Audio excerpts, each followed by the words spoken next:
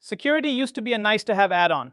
Now CISA, the UK, and the EU treat secure by design as a baseline expectation, and increasingly a liability issue.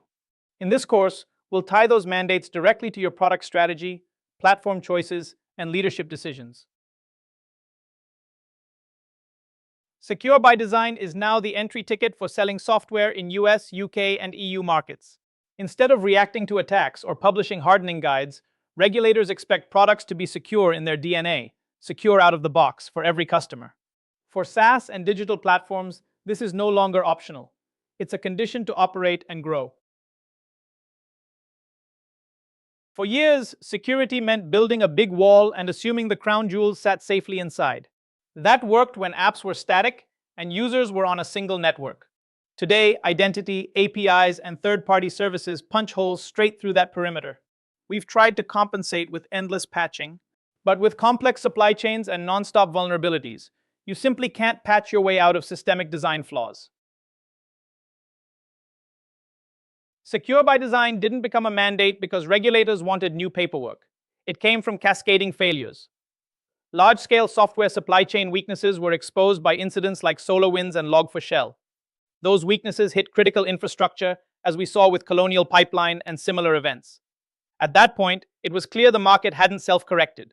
So governments moved from voluntary guidance to hard requirements, executive orders, NIS2, PSTI, and upcoming EU measures.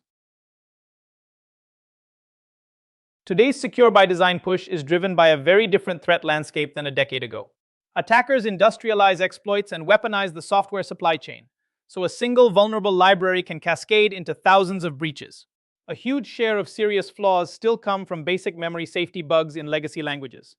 That's why regulators increasingly expect vendors to phase in memory-safe languages and hardened platforms, not just patch faster. The message is simple. Architecture choices are now regulatory risk decisions. Security now decides who even gets into the sales conversation. For many enterprise and government buyers, frameworks like SOC2 and ISO 27001 are just the starting filter. On top of that, customers expect SBOMs and proof of secure development. Vendors who can demonstrate secure by design move forward. Everyone else stalls. Regulators are no longer treating insecure products as the customer's problem. They're shifting real financial risk onto vendors. In the EU and UK, that means multi-million euro or pound fines tied to your revenue. In the US, strategy and policy aim the blame squarely at software producers. The takeaway, unsafe by design, now directly translates into legal and commercial liability. CISA's Secure by Design push is about changing who owns software risk. Instead of blaming customers for misconfigurations, the US now expects manufacturers to own security outcomes. That means radical transparency with SBOMs and vulnerability disclosure programs, plus clear executive accountability. You can see this in the public pledge to ship MFA and eliminate default passwords. The UK has moved from nice-to-have guidance to hard legal requirements for connected products. The PSTI regime is the key shift. It bans weak, reusable default passwords, forces vendors to publish clear vulnerability disclosure routes, and requires transparency about how long security updates will be provided. Even SaaS teams should treat these as early signals of wider expectations. In the EU, security isn't just good practice anymore, it's a condition for selling. If your product has digital elements, you'll likely need CE marking that now embeds cyber requirements. That means security by design, secure update mechanisms, and very fast incident reporting. Missing the mark can lead to penalties large enough to materially hit revenue. Across the US, UK, and EU, regulators are converging on the same core model. If you want global market access, you can't optimize for one jurisdiction at a time. Treat security as a first-class requirement, starting with structured threat modeling. Ship products hardened out of the box with secure defaults instead of optional add-ons. Then ensure lifecycle resilience, reliable updates, patches, and support. In practice, this means designing for the highest common denominator and applying it everywhere.